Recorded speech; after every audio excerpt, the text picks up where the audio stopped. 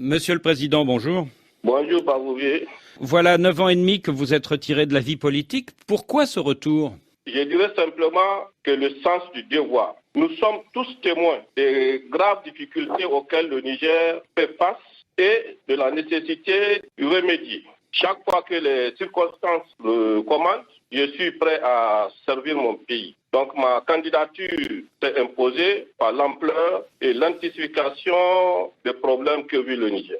Longtemps, vous avez espéré être désigné par le président Mahamadou Issoufou comme son dauphin, mais le chef de l'État a préféré désigner Mohamed Bazoum. Est-ce que vous êtes déçu? Pas du tout. Je ne suis pas le dauphin du président Issoufou. Je ne suis pas du parti du PNDS Tareya. Mais vous étiez en très bon terme avec le président Issoufou ces dernières années. Oui, bien sûr. Je respecte bien le président. Nous avons de très bons rapports. Et est-ce que vous n'auriez pas trouvé naturel, après vous être retiré de la vie politique à son profit en 2011, que le président Issoufou vous laisse le pouvoir à son tour cette année 2020? C'est les Nigériens qui choisissent leur président. Ce n'est pas le président Issoufou qui va choisir son successeur. C'est au peuple nigérien de désigner qui il veut. Et pendant un certain temps, vous avez espéré, non, que le président Issoufou... Je dis toujours que c'est les Nigériens qui choisissent leur président et non le président de la République. Alors l'espace politique nigérien est occupé depuis de longues années par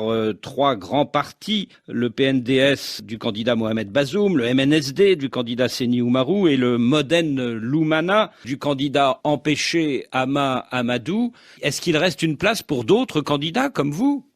Bien sûr. Moi, je suis d'abord un ancien chef d'État et les gens me connaissent bien. Et le temps d'une année ou de 14 mois que j'ai eu à passer, les gens ont vu qui je suis et le bilan de la transition. Vous estimez que la transition vers la démocratie, c'est grâce à vous, c'est ça? Bien sûr, parce que nous avons eu la chance de restaurer donc la démocratie au Niger. Pendant la transition, nous avons eu à organiser 6 élections pendant 5 mois. Vous avez lutté contre le Tazarché, la volonté du président Tandja de s'accrocher au pouvoir. Que pensez-vous de la décision du président Mahamadou Issoufou de ne pas changer la constitution pour solliciter un 3e mandat? Bon, je pense que la constitution nigérienne est très claire. Nul ne peut dépasser 2 mandats. Oui, mais il y a d'autres pays de la sous-région où les présidents changent la constitution pour rester au pouvoir. Vous avez parlé d'autres pays. Moi, je parle du Niger. Et le Niger, c'est impossible. Et est-ce que vous saluez la décision du président Issoufou? Je le salue très bien parce qu'il n'a pas tenté pour créer des tensions inutiles. Donc, pour cela, on tient à le féliciter pour ce qu'il a eu à faire si on compare avec les autres pays dont vous parlez tantôt. Et que vous inspire la candidature du dauphin du président Issoufou, Mohamed Bazoum? Rien du tout pour moi. Rien du tout. N'est-il pas l'un des favoris du scrutin? Je ne pense pas. À mon avis, Bazoum, c'est l'opinion de la presse étrangère. C'est des fantasmes que les Nigériens savent que cela n'est pas possible régulièrement. C'est pas possible parce qu'on connaît bien Bazoum. On sait qu'il a des problèmes par rapport à l'article 47 de notre Constitution sur la nationalité d'origine. Alors Mohamed Bazoum affirme qu'il est né au Niger et que depuis 1993, il s'est présenté 6 fois aux élections législatives avec les mêmes pièces d'identité et qu'à chaque fois, et qu'il n'y a jamais eu de problème. Oui, je pense que ce qu'il vient de dire là, c'est tout à fait juste. Mais quand il s'agit du présidentiel, c'est très bien défini. Dans l'article 47, il faut être nigérien d'origine. Tout ce qu'il est en train de dire, le Bazoum là, ils peuvent être Premier ministre, président de l'Assemblée, député et autres, mais avec l'article 47, il n'est pas possible qu'un non-nigérien d'origine soit président de la République. Alors vous êtes plusieurs candidats à avoir saisi la justice sur ce point, mais à chaque fois vous avez été déboutés par la justice. Ça, c'est un devoir de vérité. Les Nigériens veulent savoir la vérité. Moi, je suis un soldat et un ancien chef d'État. Je joue mon rôle. Je m'assume et que chacun s'assume. Et l'histoire jugera. Terminé. Oui, mais si la justice vous a donné tort, que pouvez-vous répondre? Je dis que chacun s'assume. Je fais mon devoir vis-à-vis de mon pays. Quand vous dites que vous êtes un soldat, est-ce une menace voilée? Pas du tout. Pas du tout, parce que je suis issu de l'armée, donc j'ai toujours le sang militaire, donc ce n'est pas une menace du tout, pas du tout, je ne suis pas menaçant. Et vous avez démissionné de l'armée pour pouvoir vous porter candidat? Bien sûr, exactement, j'ai démissionné par ma propre demande.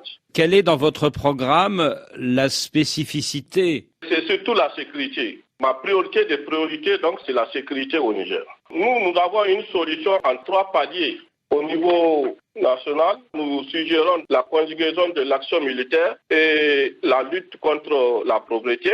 Et au niveau régional, c'est la mutualisation des moyens à travers l'opérationnalisation de la force conjointe du G5 Sahel. Et au niveau international, c'est la formation d'une large coalition pour lutter contre le terrorisme et conclure avec des accords gagnant-gagnant avec l'international. Est-ce que le Niger n'est tout de même pas moins impacté par les groupes djihadistes que ses 2 voisins de l'Ouest, le Mali et le Burkina Faso? À l'intérieur du Niger, il n'y a pas de foyer de tension qui vient donc de notre peuple. Tous les problèmes viennent du nord avec la chute du régime Kadhafi, à l'ouest avec le problème du Mali, avec les 3 frontières, à savoir Niger, Burkina, Mali, et au sud dans le lac Tchad avec Boko Haram. Donc toutes les tensions sont en dehors donc, de notre pays.